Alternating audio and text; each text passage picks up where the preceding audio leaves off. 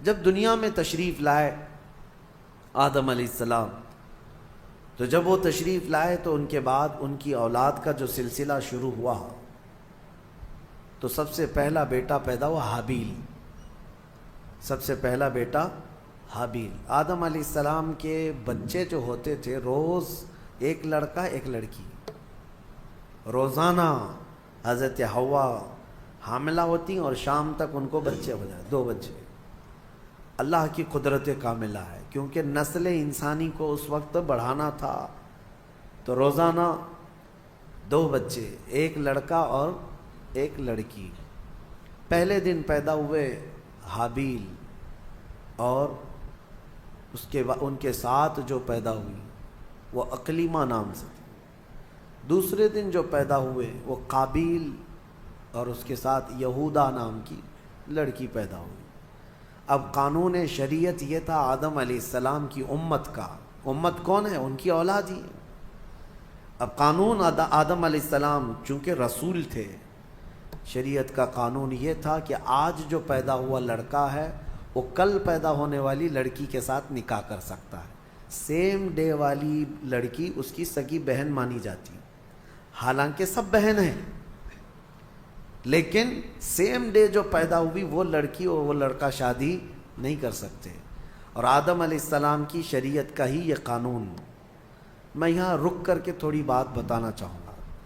آج جو لڑکا پیدا ہوا ہے وہ کل جو لڑکی پیدا ہو رہی، یہ دونوں بھائی بہن ہیں یا نہیں؟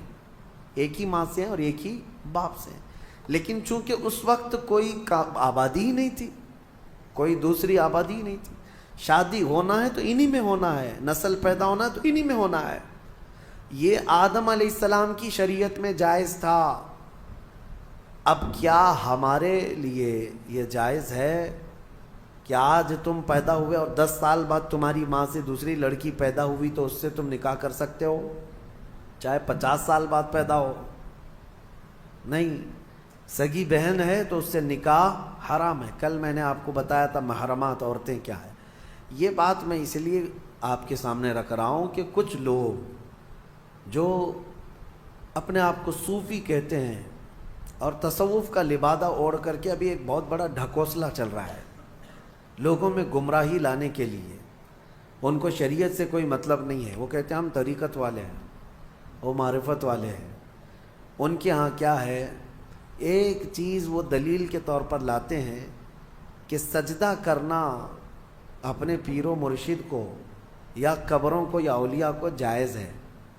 وہ اس لیے کہتے ہیں کہ کیا آپ کو نہیں پتہ آدم علیہ السلام کو سارے فرشتوں نے سجدہ کیا تھا؟ آدم علیہ السلام کو سجدہ کرایا گیا تھا نا، لیکن یہ انہیں فرق نہیں معلوم۔ فرشتوں کا سجدہ تھا آدم علیہ السلام کے لیے، وہ عبادت کا سجدہ نہیں تھا، وہ تعظیم کا سجدہ تھا۔ وہ کیا تھا؟ تعظیم کا۔ اور حکم کس کا تھا؟ اللہ کا تھا۔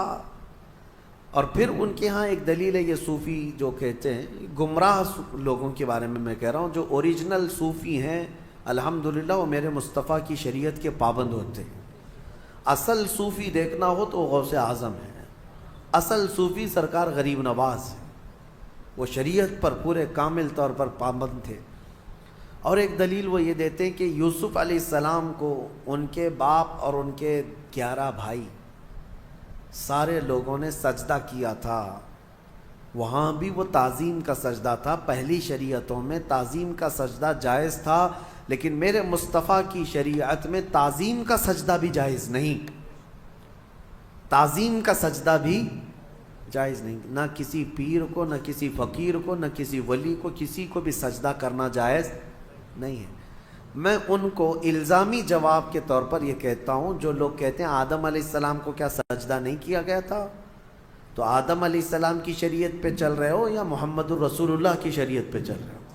اگر آدم علیہ السلام کی شریعت پہ چل رہے ہو تو ان کے ہاں بہن سے نکاح بھی جائز تھا، کیا تم کر سکتے ہو؟ شریعت منسوخ ہو جاتی ہے، ایک نبی کے جانے کے بعد دوسرے نبی آئے، ان کی شریعت الگ ہو گئی، لیکن میرے نبی کے آنے کے بعد پچھلی تمام شریعتیں ختم ہو گئی۔ اب جو بھی چلے گی وہ کیا ہے؟ آئی نئی حکومت، سکہ نیا چلے گا، وہ نبی کریم صلی اللہ علیہ وسلم کی شریعت۔ حتیٰ کہ قیامت کے قریب عیسیٰ علیہ السلام بھی تشریف لائیں گے تو فرمایا گیا وہ شریعت مصطفیٰ کے مطابق عمل کریں گے، وہ اپنی شریعت لے کر نہیں آئیں گے۔ حالانکہ عیسیٰ علیہ السلام نبی بھی ہیں، رسول بھی ہیں، ان کے زمانے میں ان کی شریعت تھی، لیکن قیامت کے قریب اب عیسیٰ علیہ السلام آئیں گے تو کس کی شریعت پر عمل کریں گے؟ ہمارے نبی پاک صلی اللہ علیہ وسلم۔